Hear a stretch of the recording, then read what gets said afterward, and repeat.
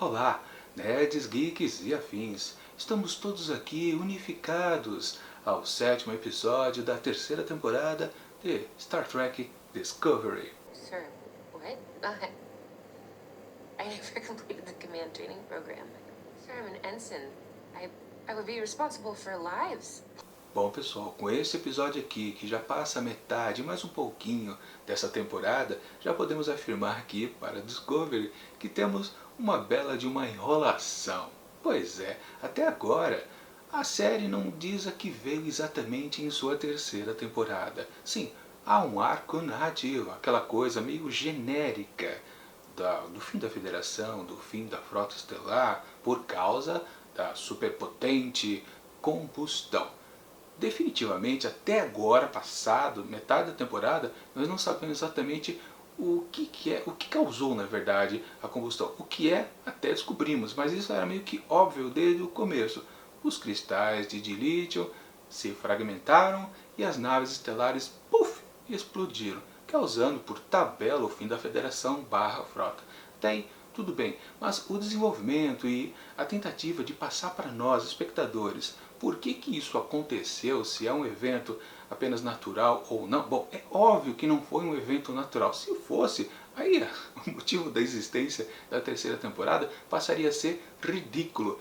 Existe, claro, um vilão, uma espécie de algum vilão por aqui, ou talvez por tabela, mas precisa da ação, eu ia dizer humana, né? Mas uma ação alienígena que seja, para isso ter acontecido, mesmo que sem querer. Não pode ter acontecido do nada, não é um evento natural, com certeza, a combustão. Mas a série como um todo, ela não se esforça para querer explicar isso pra gente. Ela fica sempre adiando esses fatos. Então, a cada novo episódio que temos é uma migalha solta no chão. A gente pega, come a migalha, acha gostoso, quer dizer, as pessoas acham gostoso, eu não estou curtindo não. E ficam satisfeitas. Mas na verdade, a série não está apresentando nada de substancioso para a gente querer acompanhar até o final esses 13 episódios e querer assistir mais uma próxima temporada, porque aquela coisa, quando uma série é boa, você já gosta do que está vendo na semana, você fica ansioso pelo episódio seguinte e imagina, caramba, como essa série pode crescer ao longo de várias temporadas.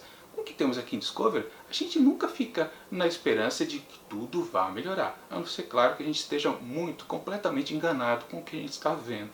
E bom, efetivamente, esse episódio aqui já começa com uma certa novidade, literalmente em relação a Michael e Book. Sim, aquele casalzinho que se evitava, dizia que não estavam flertando um com o outro, na verdade, chegaram às vias de fato agora.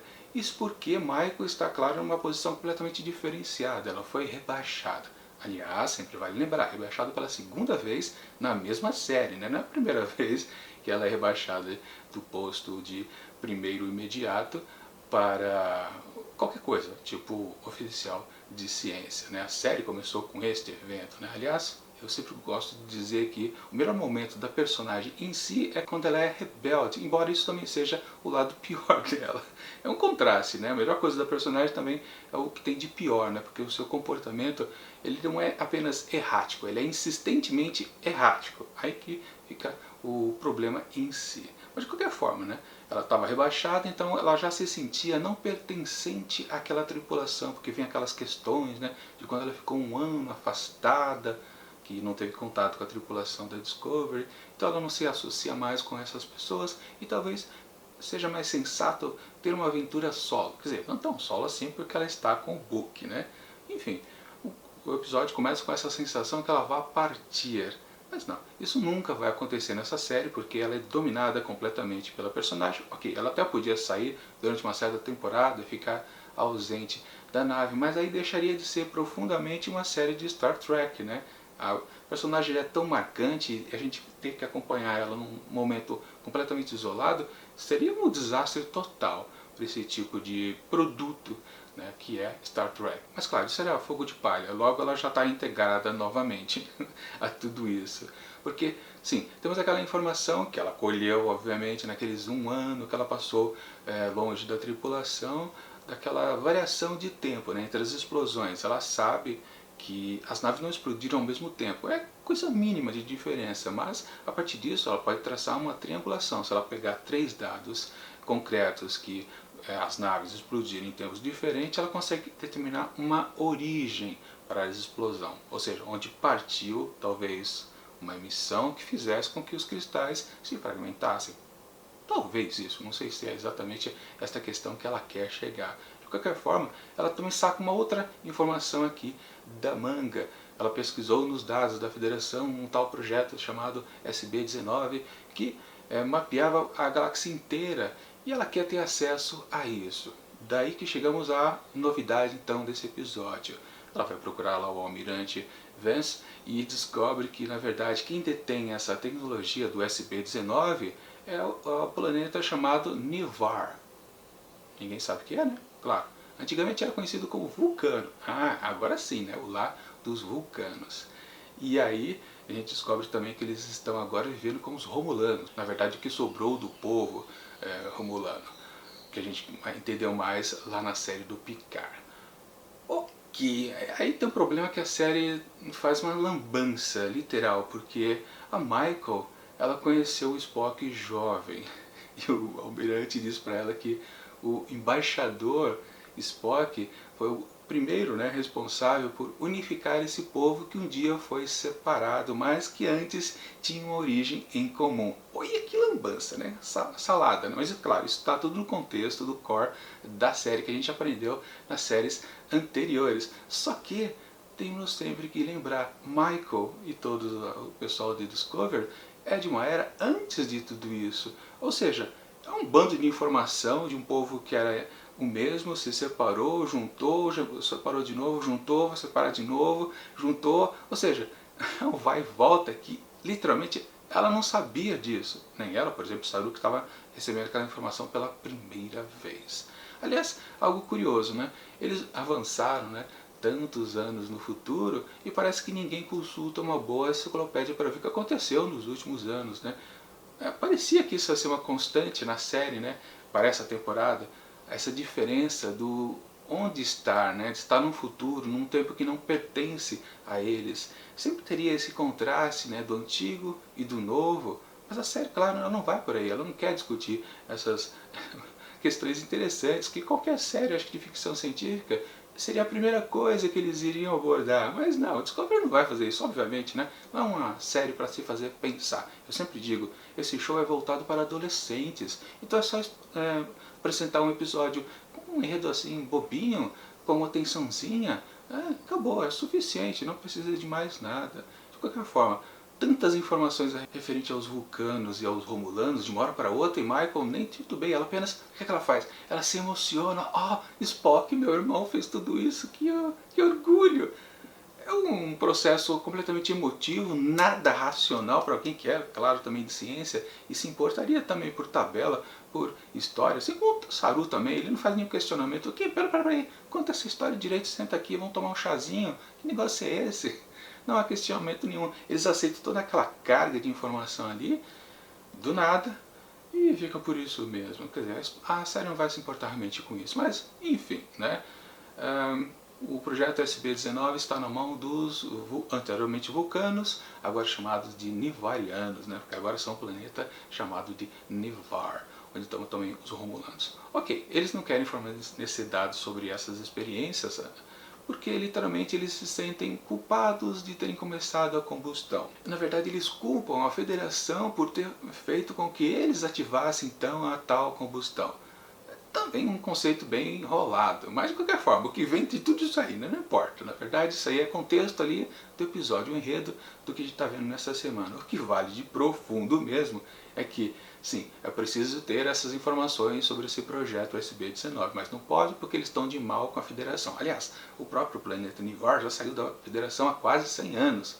Mania, né, que os planetas têm de sair, né?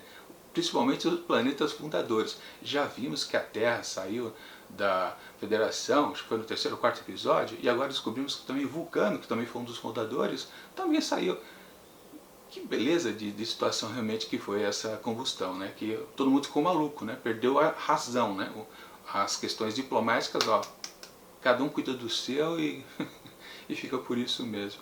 Enfim, precisa acessar esses dados desse projeto, e aí o almirante tem a grande ideia, né? Não, peraí, você é a irmã do Spock. Vamos falar para eles que a irmã do Spock está indo até lá procurar essas informações. Fechou, é isso. É o que resolve então a questão. Essa é a abertura do episódio, né? Depois temos, enfim, que eles chegam lá em Ni'Var e dão de cara com a presidente, atualmente, né? E ela é reticente, ela não quer contato nenhum com a federação, acabou, encerrou o assunto. Aí que Michael tira mais outra carta da manga. Outro momento, Ex Machina também, né? Ou seja, ela faz uma questão lá das tradições vulcanas, de questionamentos, e ela meio que obriga a presidente a aceitar uma questão de julgamento, onde ela será analisada o ponto que ela quer colocar ali a respeito de acessar esses dados, de com eles afirmar que então Ni'Var não tem nada a ver com o início da combustão, patati e patatá, uma enrolação também. Claro, uma imposição ali que aí a presidente de Ni'Var não tem como escapar, ela tem que convocar então os elementos lá desse tribunal filosófico, parece, não entendi direito o que diabo era aquilo, para analisar a questão imposta por Michael. E aí vem uma coisa curiosa desse episódio, né? Você pensa, poxa, a tripulação vai descer então lá o planeta Ni'Var, que antigamente era Vulcano. Quer dizer, ali é o planeta Vulcano, é um terceiro planeta, né, para servir de união para os dois povos, vulcanos e romulanos. Não dá para saber direito se isso é o que aconteceu, mas enfim, também não importa, porque daqui a pouco já vão embora dali, né? O que é a questão interessante é que a gente pensa que a gente vai ver então a tripulação descendo ao planeta, mas não, esse tribunal é constituído dentro da própria Discovery. E aí a gente percebe um detalhe importante desse episódio, que ele é chamado de episódio de garrafa. É uma definição daqueles episódios que servem para economizar dinheiro para toda a temporada. Principalmente em séries que precisam gastar bastante em efeitos especiais, isso é comum. Embora, na verdade, tudo isso tenha acontecido em tempos antes. Aliás, uma das explicações diz que exatamente esse cunho show de garrafa ou episódio de garrafa surgiu nos próprios episódios lá da época do Kirk, assim, do Star Trek original, onde se fazia exatamente isso.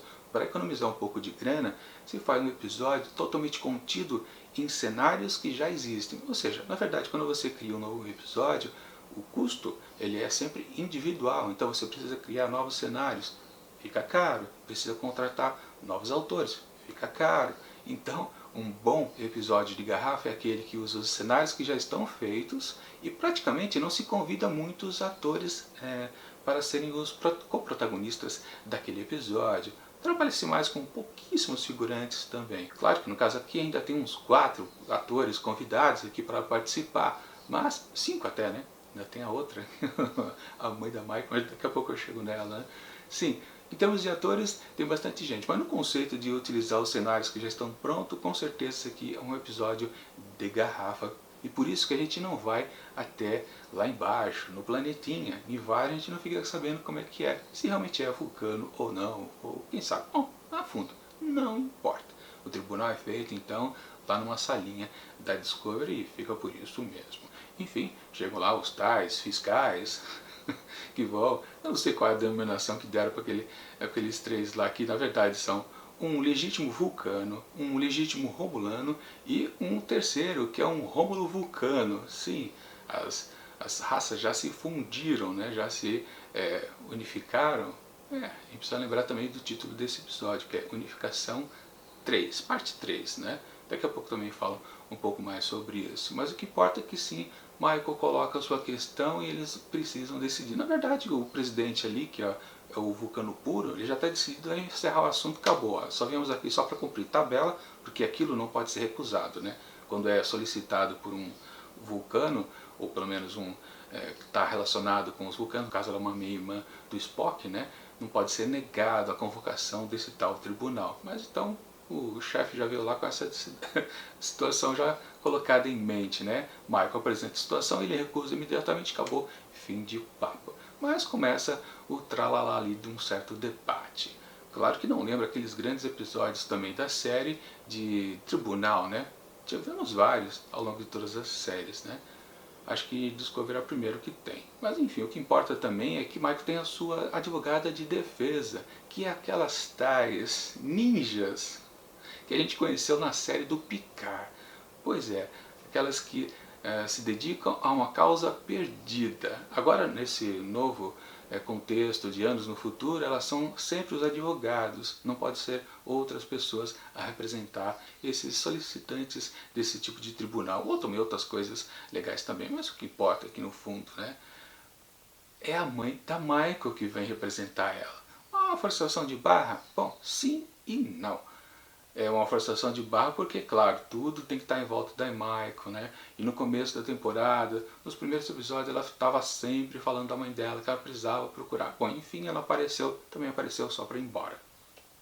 Bom, o lado que não é forçado é que aí tem a conexão com o título do episódio, Unificação Parte 3. Bom, onde estão as partes 1 e 2? Estão em outra série, não está em Discovery. Estão lá na Nova Geração, na época do Picard, onde sim existe um episódio chamado Unificação 1, Unificação 2, e tinha a ver com Spock, o embaixador Spock, que foi a conexão que foi feita no comecinho deste episódio, onde ele tentou reunir os dois povos, Romulanos e Vulcanos. Foi ele que deu o estopim, o início, né, o alicerce, a pedra fundamental de todo esse processo. E nesse episódio não ficamos apenas com essas questões políticas, tivemos também um encerramento da história de Spock e de seu pai, Sarek.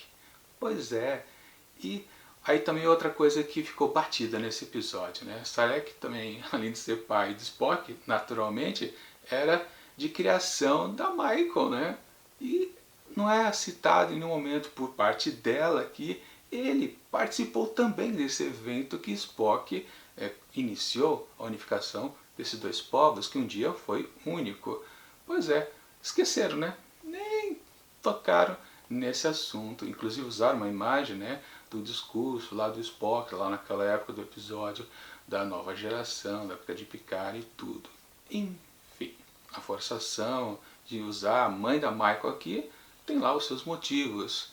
É justificável, mas no fundo, só serviu para gastar tempo de tela com elas, com as duas conversando. Porque no fundo, se precisava mais difundir mais do que é esse novo planeta aí, da unificação dos dois povos, o que é Nivar.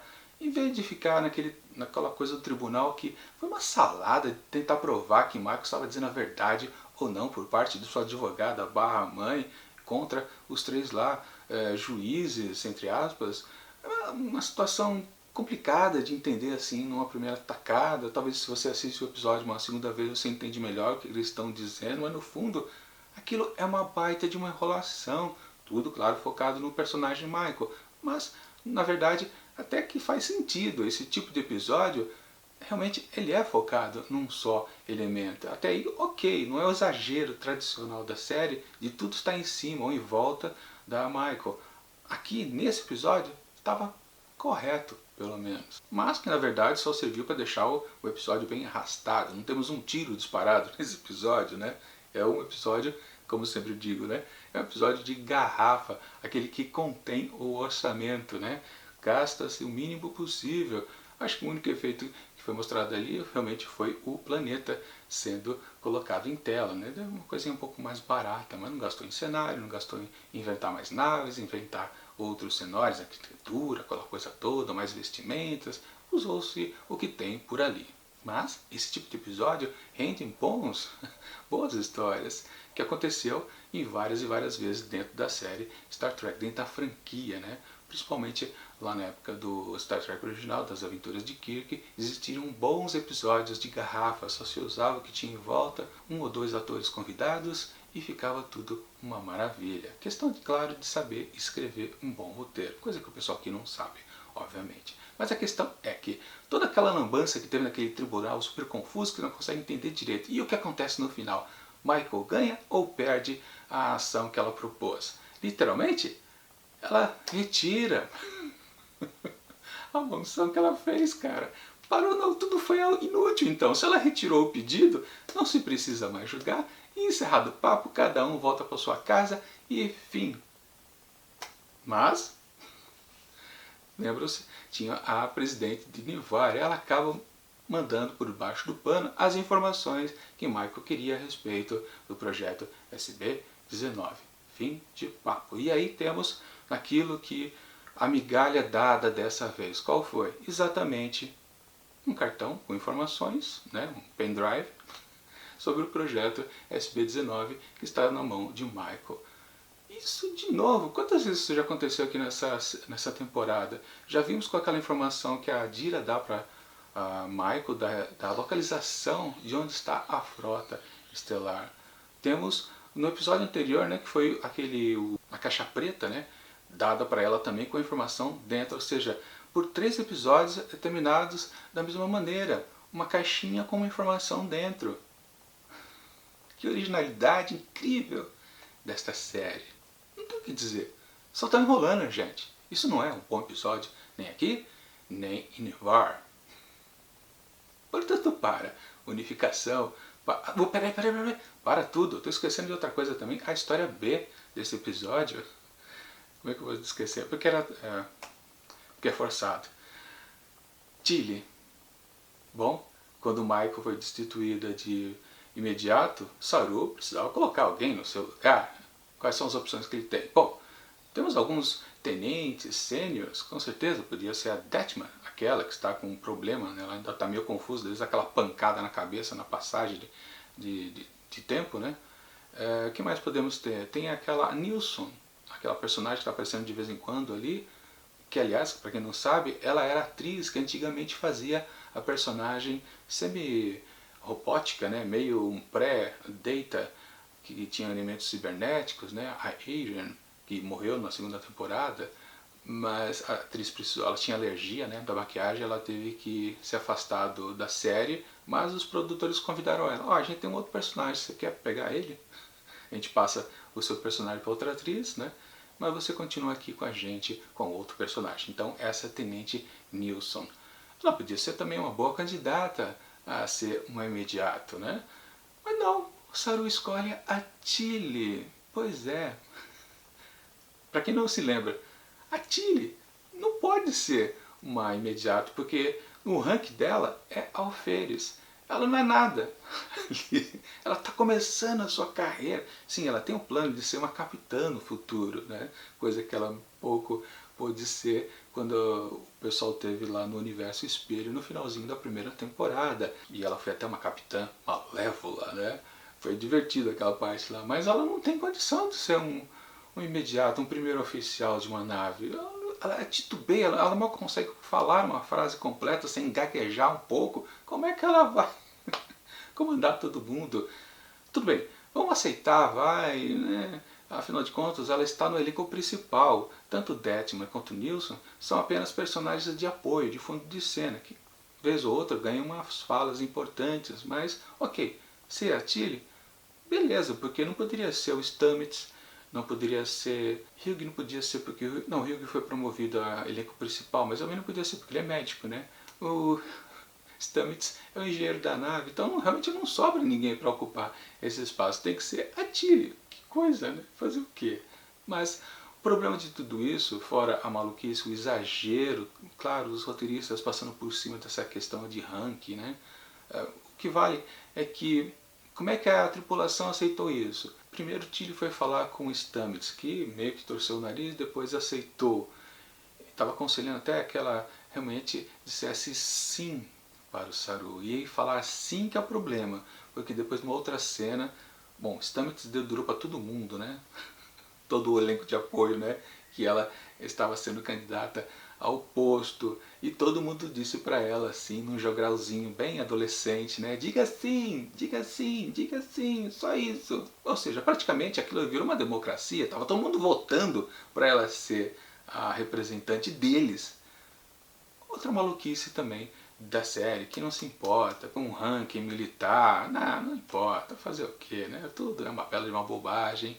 Tudo feito para adolescente se divertir. Enfim, agora sim, para este 7º episódio da 3ª temporada de Star Trek Discovery, eu atribuo apenas 2 asteriscos. Ou 0,5. Pode ser também, né? Quanto que eu dei na semana passada? Não lembro mais. Acho que foi 2,5, né? Foi 2. Esse vale 1,5? Ah, não sei. Bom, é isso.